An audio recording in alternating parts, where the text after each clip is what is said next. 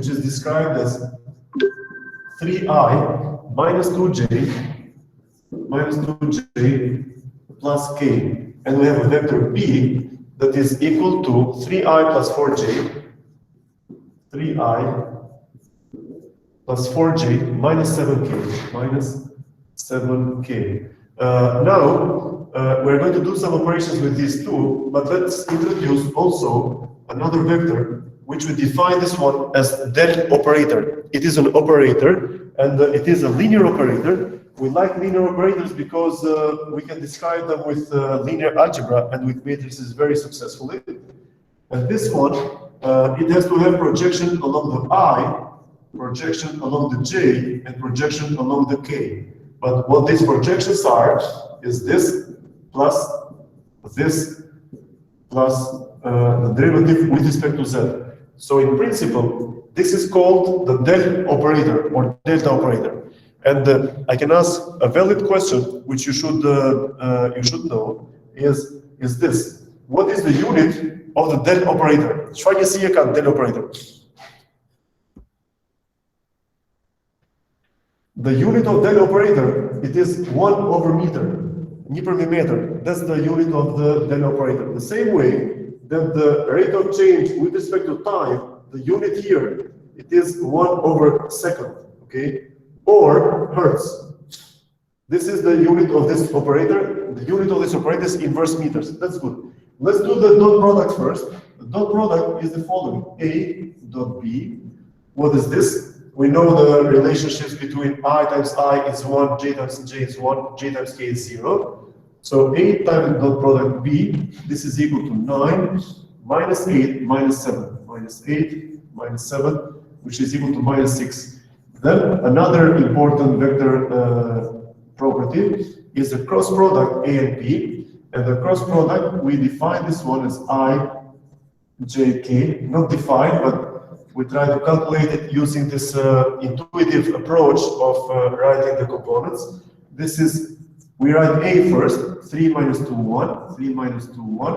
We cannot write B first, because the cross product, it is different from the scalar product. Scalar product, A dot B, it is equal to B dot A, but the A cross B is not equal to B cross A. So that's why we write A first. This is, we write 3, 4, minus 7, and this is going to be equal to the component along the I. It's equal to minus 2 times minus 7. It's plus 14 minus 4, 10. This is 10. Minus J. This is minus 21. Minus 3. Minus 24. Minus 24.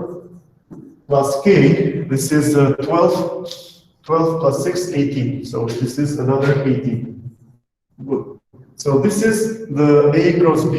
A cross B, it is equal to, this is equal to minus B cross A. Okay, so this is one difference. Now at this stage, we just, I think we know now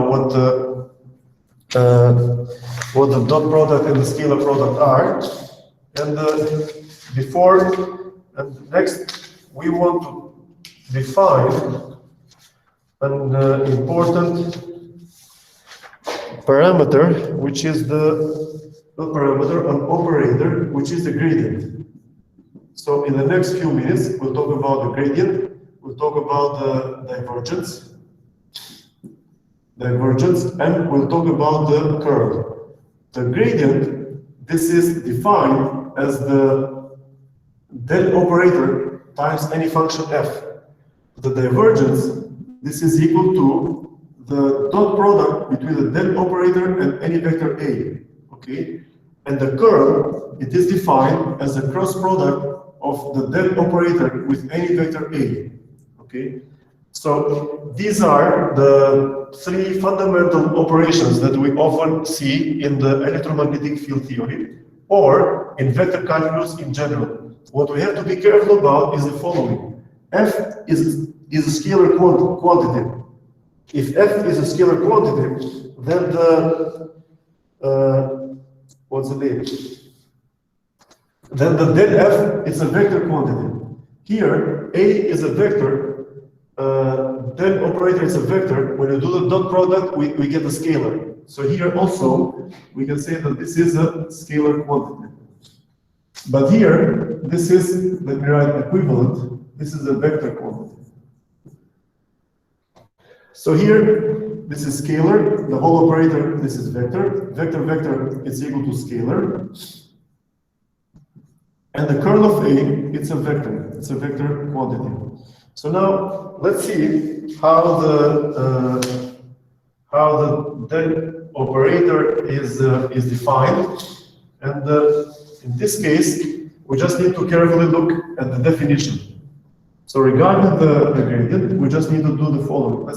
We can pick up a function which is 3xy. So let's do it first. So this is del operator f.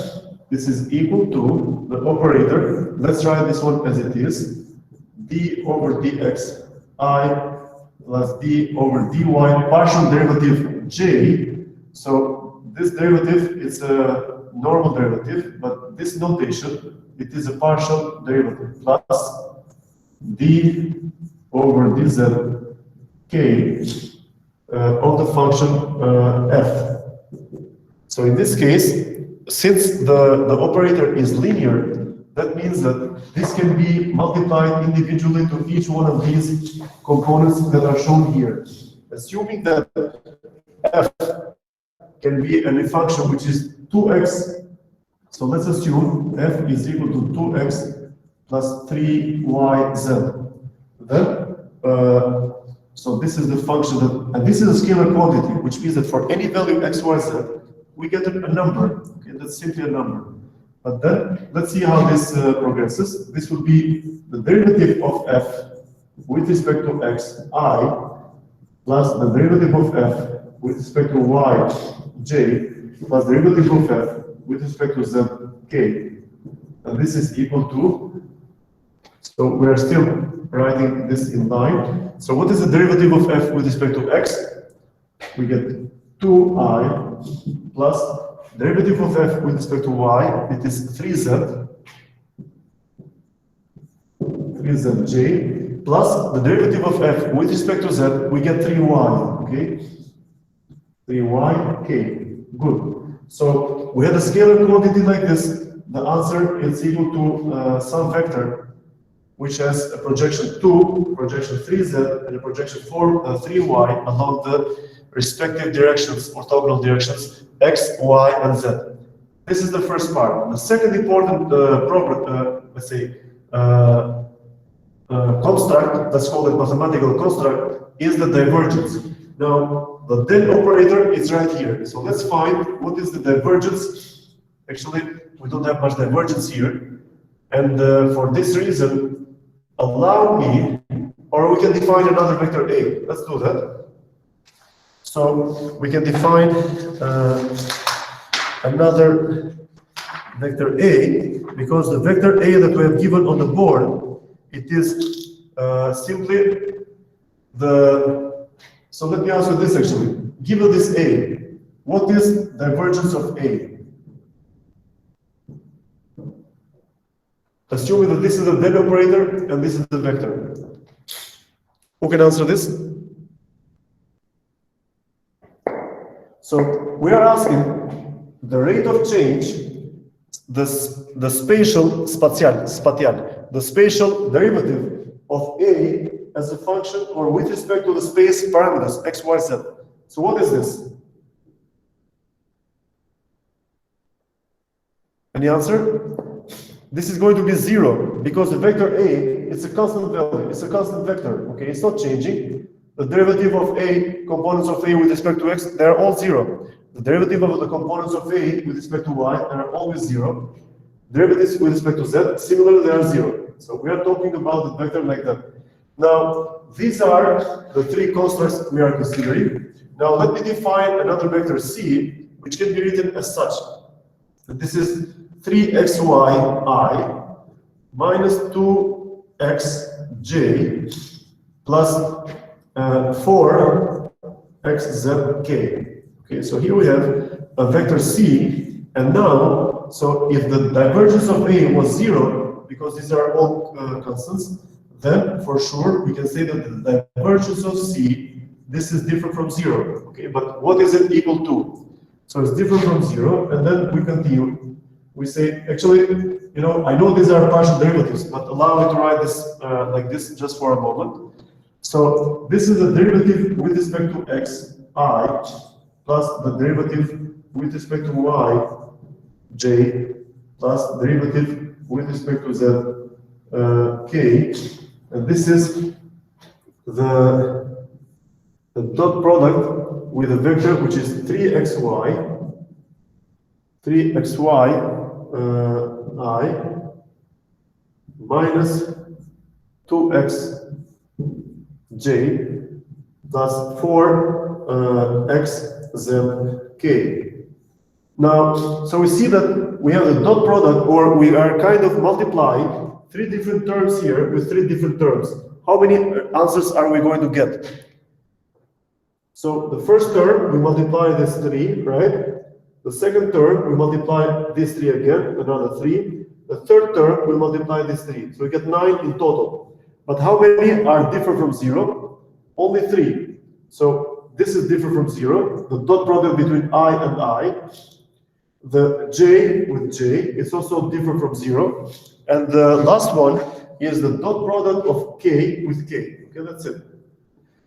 So the divergence of the vector c here is going to be equal to, so we can say d over dx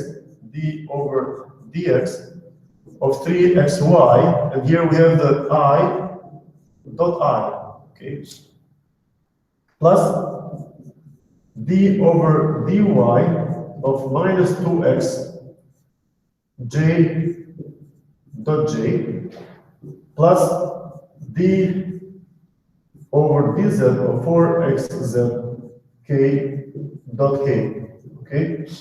And then, so it looks like these will be simply equal to 1, okay? This is also equal to 1, and this is also equal to 1. So as a result, it looks like really we don't have any unit vector which is going to lead us to believe that the result of this calculation will be a vector. So it has to be a scalar.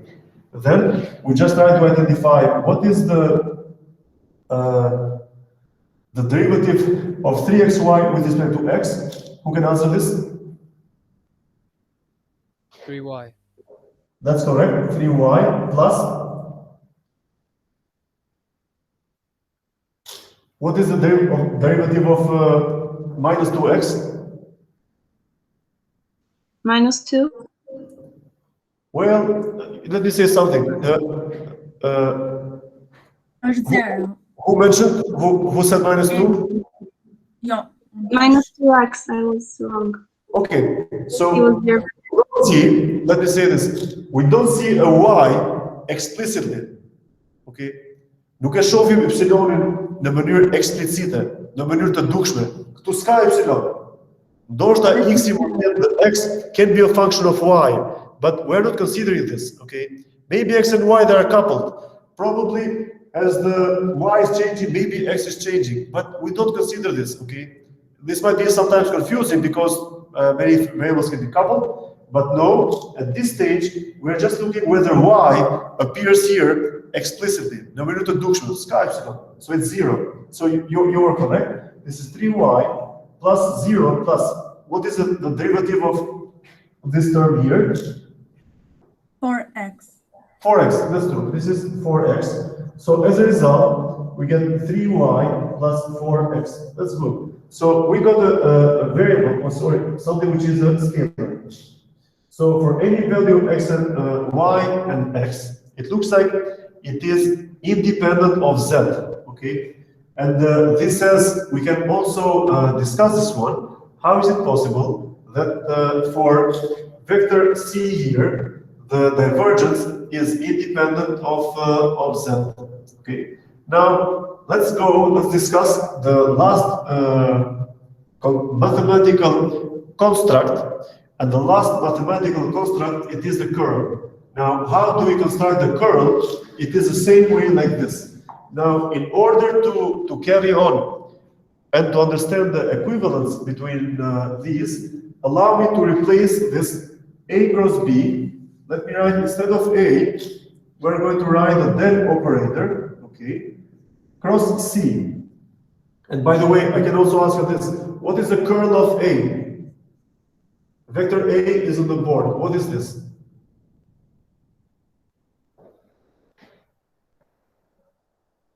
How can you answer this? We said it's 0.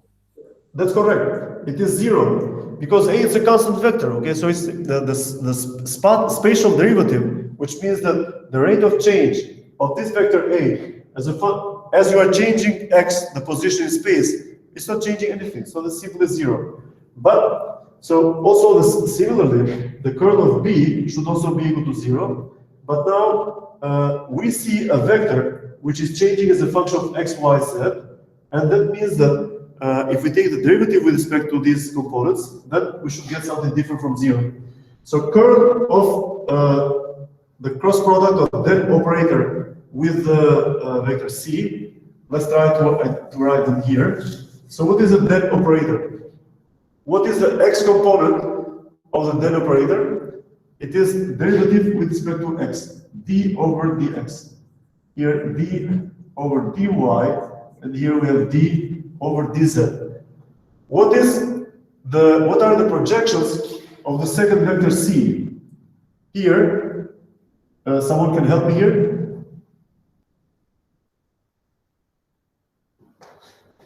What should we write in this construct here?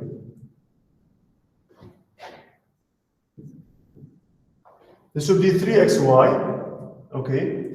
Then the component along the j is minus 2x, and the component along the z, it is 4xz. This is 4xz. And then let's try to find what the curl is. This is the first component, it is I times the derivative of, with respect to y, d over dy of 4xz, plus the derivative with respect to z of 2x. Let me write this here, minus j, and minus j, we have the derivative with respect to x of 4xz, d over dx of 4xz, minus d over dz,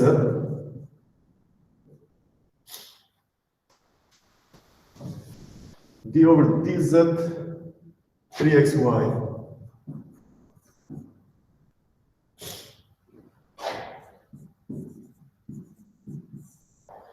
Plus k, we have derivative with respect to x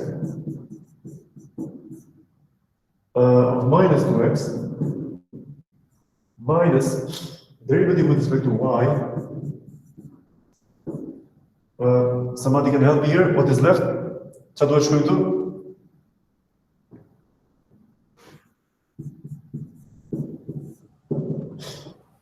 So this is what we obtain. Now, I don't want to erase this, but you have to be careful in reading the board. So we're going to jump from here. So we have to follow that one carefully. And yeah, I have to erase this.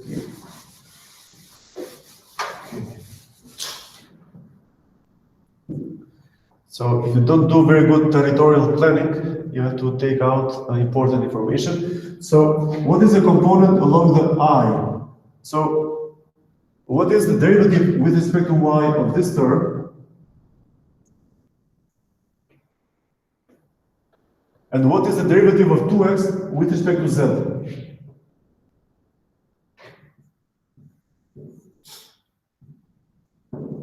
Minus j times the derivative of 4xz with respect to x.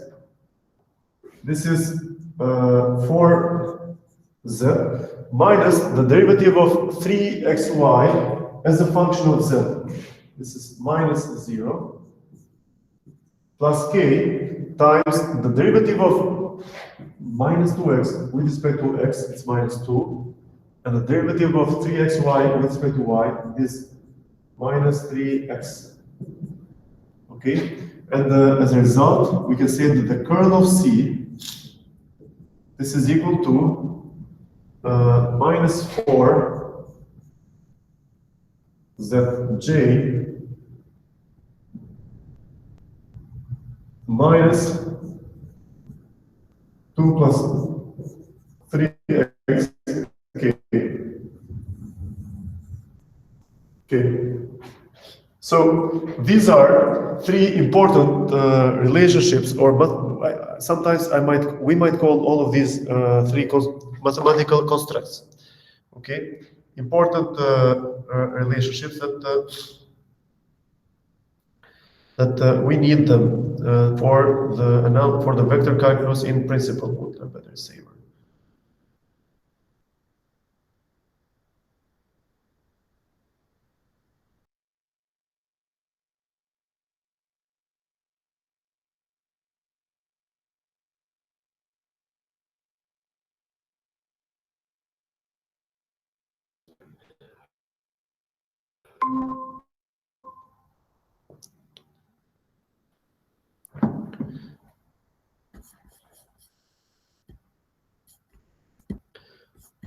Johnny, moet confirmar depois?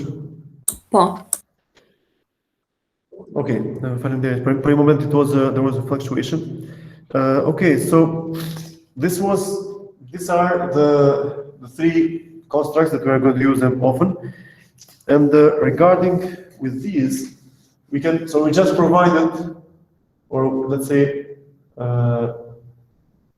we just talked about the mathematics. We did not provide much insight. And one thing that we can add here is that the gradient, what it provides, it is the maximum possible change. Or no, let me say it this way. If we have a gradient of a function, the gradient will show to us the direction over which a function is changing the most. Okay. Now let me tell you one example. Or a couple of examples. Imagine for a moment you have an image, or you have a picture where you have an object that looks like, let's assume the background is white and an object is black. Okay. Okay, so now this is a data which is given. Okay, and now if we try to find the gradient of that image, okay, it's just an image.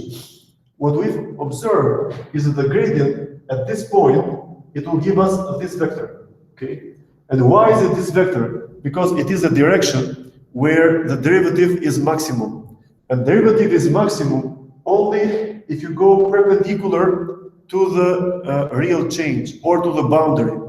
Because what this is in principle, this is a pixel value which is, let's say, 200, a score of 200. If it is black, the pixel score here, it is 0. So this means that we are immediately changing, so this is all black, which means that the gradient, derivati I pixeleve, intensitete I pixeleve, it should be 0 everywhere, but it is different from 0 only at the boundary. That's good. Now, let's assume that we are now at this region here, and right at this point, the derivative is here, or the gradient of this function here, it will show the maximum possible change at this edge. If we are at this point, the gradient here, it will show this direction, because this is the direction over which we see the largest difference. Here, this is the gradient of this image. Now, I can also ask the following. If this is the, let's say, the boundary of an object, and we identify the maximum direction. Now, I want an answer from you at this stage. What is the rate of change? So again, this vector, it shows the rate of change of this function and also the direction. The magnitude of this vector shows the rate of change, direction shows the direction of it. Now, what is the rate of change in this direction, perpendicular to this vector? How much is the change happening along the direction perpendicular to the gradient? What would you say?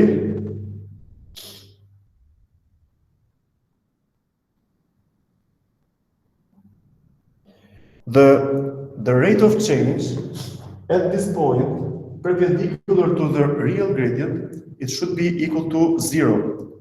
Why is that? Because if you walk around this boundary, the intensity of the pixels will be the same, okay? Nothing is changing. Is it, let's say, some students find this one intuitive if we discuss it this way, but because this means that if we have, if you have an edge, like here, and you are walking along this edge, you have no change. So the gradient here should, along this direction, should be equal to 0. But passing from this boundary into a new boundary, this is the maximum possible change. What if we are walking along this direction? The rate of change is different from 0. If you walk along the rate of change is still different from 0. And then you keep approaching to the tangent direction with respect to the gradient, then this converges to 0. Similarly, this is the, what's the name, the gradient. Along this direction, how much is the projection here? The projection is this much. Along this direction, what is the projection here? The projection is less, but the projection of this one over a direction which is 90 degrees with respect to that, it should be equal to 0. So what we learned from here, we learned that we can, once we find the gradient, which will be these specific vectors, we can also try to determine the rate of change of at any point for different directions. Okay, so we can see, which means that, or you can think about this one like this. You go to the top of a mountain and you have a ball, a football, and you drop it. If you drop a football, just give me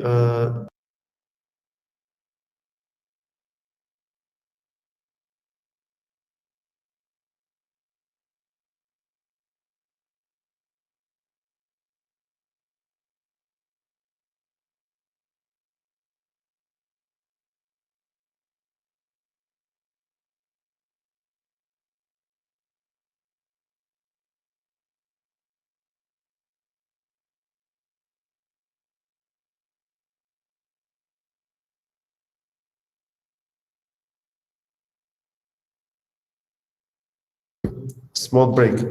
Okay, so this was, I'm going to say this was the gradient, and now the del operators.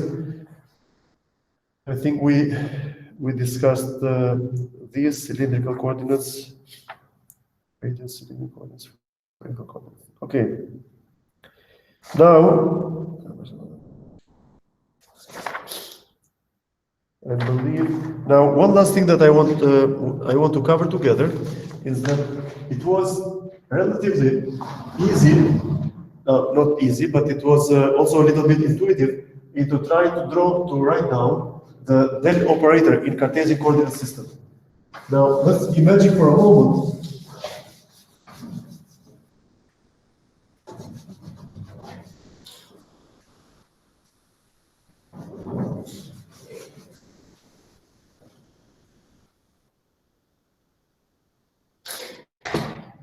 so we have x, y, z, right? And the components are I, j, k. We're used to these. And then we have I, phi, z. This is cylindrical coordinate system. The spherical coordinate system is r, theta, phi. Okay. And we said that the del operator, it has a unit of 1 over meters, okay, or meter inverse. Now, what is important for us is that we have to write this del operator in all the different coordinate systems. Now, the general sense of the del operator, or the general form, it can be described as such: AU1 d over H1 delta U1 plus AU2. I will clarify this one very soon, what these are. Delta divided by H2 delta U2 plus AU3 delta over, sorry, this is H3 delta U3, okay? So this is the del operator. But now, what are H1, H2, and H3? Let's have a look. H1, let me think how we should write these. H2, H3. If we have the Cartesian coordinate system, we have, they are 1, 1, 1. No, this is not correct. We should write like this: H1, H2, H3. This is 1, 1, 1, because this is the Cartesian. And from the last session that we did in the previous week, we said that for the cylindrical coordinate system, we had, I think, the values of h, they are very explicitly reported when we write down the d volume. What is the d volume in cylindrical coordinate system? It is dr, r d phi, and delta z. Okay. Now, why did we have to include this r here? We need to include this r here because the volume should have units in meter cube. But if we use only the angle phi, phi is measured in radians. It is not meter. In order to make here that meter cubes are equal to meter, meter, meter, we have to include this r. And this r, this is 1r1. Okay. So this h1, h2, h3 parameters, these are called the metric parameters. Metrics parameters. So we need to make the units correct for the volume. Now, if you remember, you can check the notes from the previous week. The unit volume in spherical coordinate system, it can be written as delta r times r d theta times r sine theta d phi. Okay. So this was the unit volume, and when we correctly draw all the spherical coordinate system, this is what we come up with. And now this is meters, and this is also meters. So the unit is meter cube. But what is h1? This is 1. The h2, this is the metric parameter. We have to multiply with r, and h3, this is r sine theta. So it is good to think about these metric parameters like this. This was the cylindrical, and this is the spherical. Good. Now, this was the general form of writing the del operator. And now, let's write the del operator for the cylindrical and the spherical. And so the del operator in cylindrical coordinate system is going to be AR times delta over delta r plus A phi 1 over r delta over delta phi plus AZ delta over delta z.